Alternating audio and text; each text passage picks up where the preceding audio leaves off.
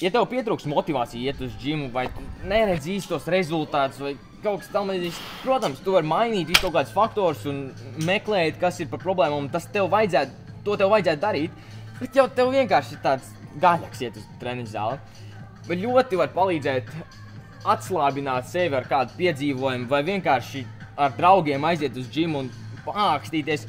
Tas man personīgi vienkārši iedod enerģiju. 110. Ja tu vēlies tieši protokolu, kā šo ieviest savā dzīvē, es tev iesaku vienkārši pateikt sev, ka katru nedēļu tev jāiziet kaut kādā piedzīvumā. To vismaz es sev uzstādu un vienalga, kas vienkārši mēģinu atrast, kā es atradīju tādu vietu, kur es darīšu kaut ko, kas nav pilnīgi par manu mērķi, bet padara manu dzīvi skaistāku un piedzīvojumiem bagātāku. Es zinu, šis ir tāds ļoti īsts video, bet šī ir ļoti svarīga lieta, kas ir piedzīvojumi. Iešana piedzīvojumos tiešām padara tavu dzīvi skaistāku. Tā kā aizej vienā tādā. Vismaz vienu reizi nedēļā.